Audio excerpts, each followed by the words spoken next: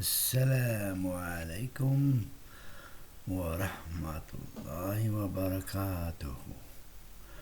Aujourd'hui, je vais présenter l'étonnant travail d'Ahmed Shabir.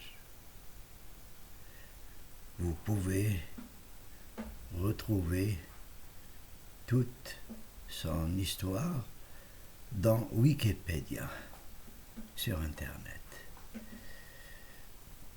Ce qui nous intéresse parmi les travaux d'Ahmed Shabir, c'est sa traduction du Coran en langue américaine. Et je vais me contenter de faire un extrait de ce travail extraordinaire qui est l'histoire de Salomon. Ce chapitre s'adresse d'abord à ceux qui connaissent déjà la fabuleuse, la grande histoire de Salomon. On ne va pas essayer de reprendre toute l'histoire épisode par épisode. Nous allons juste insister sur les points de réinterprétation innovante du docteur Ahmed Shabir.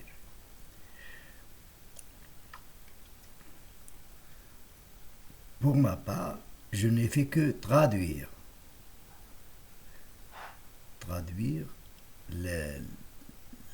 cette partie de l'œuvre qui est disponible seulement en anglais. J'avertis tout de suite, il faut prendre au sérieux ce travail d'Ahmed Shabir.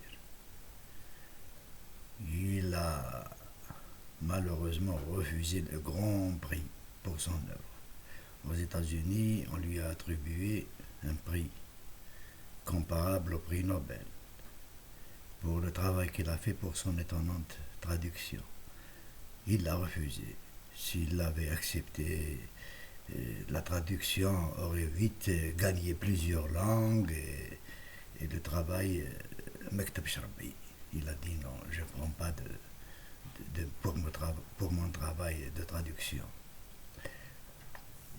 Bon, le premier point de rectification qu'il a fait.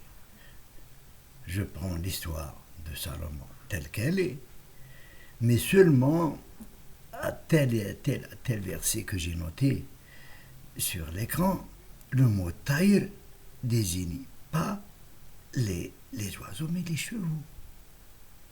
Voilà, parce qu'il a relu la poésie pré-islamique, chez Al-Jahili. Il a retrouvé que les chevaux rapides, on les appelle aussi taïr, en langage métaphorique, dans la poésie arabe. Donc, premier point, le mot taïr veut dire bien sûr les oiseaux, mais il peut aussi signifier chevaux. Deuxième point de rectification d'Ahmed Shabir. Les fourmis. Ce n'est pas des fourmis. Les fourmis, c'est les habitants d'une tribu du Yémen qui existe même de nos jours. Il a redécouvert la tribu du Yémen où on appelle Nemla, même actuellement, d'après lui, on appelle Nemla. Donc, dans beaucoup de versets, quand on dit Nemla parle, Nemla, il a entendu, il s'agit des habitants et pas de fourmis. Troisième point de rectification de Ahmed Shabir. La huppe. La huppe, bien sûr, c'est connu. Le hudhud, c'est un oiseau, etc. Mais dans le cas de l'histoire de Salomon, ce n'est pas l'oiseau, mais c'est un soldat espion. C'est un éclaireur de guerre. Et quand j'ai cherché à connaître cet oiseau à travers Internet, j'ai vu que c'est un oiseau qui se dissimule, et qui est capable de vivre parmi nous sans qu'on puisse le voir. Donc si il y a un bon espion qui veut prendre un nom de guerre, ça sera la huppe. Relisez donc le comportement, reprenez le comportement de la huppe comme oiseau, vous allez voir que ça coïncide énormément avec le comportement d'un éventuel espion. Le point de rectification numéro 4.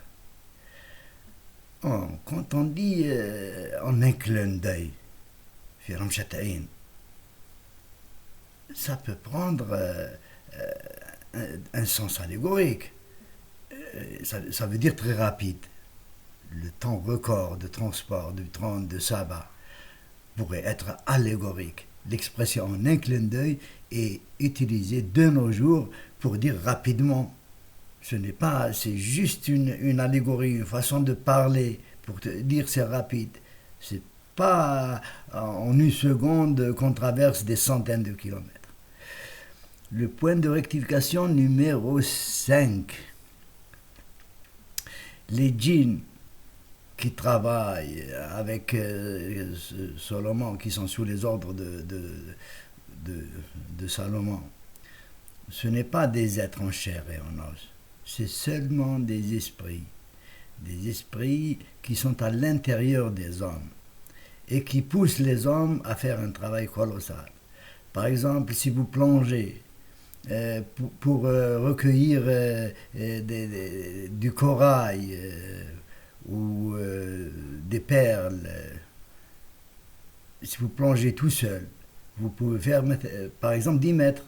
Mais s'il y a quelqu'un qui vous encourage, qui vous insuffle, vous pouvez faire 20 mètres.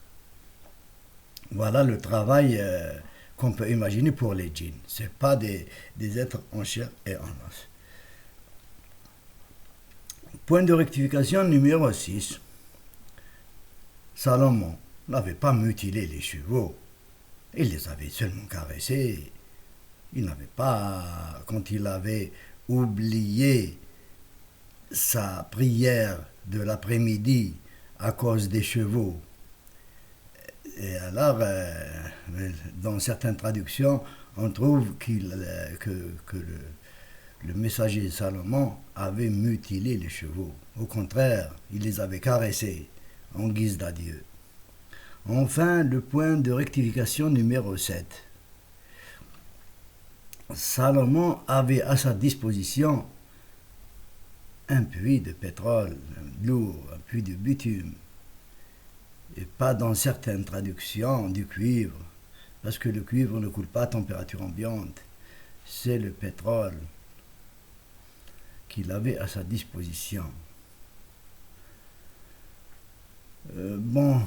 Je trouve que quand j'ai relu Ahmed Shabir, je trouve que ça se recoupe.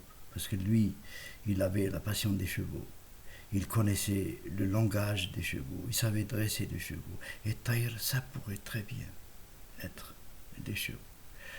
Donc, mes chers amis, si vous pouvez ou si vous voulez faire des critiques à cette auteur, essayez de mettre quelque chose en commentaire.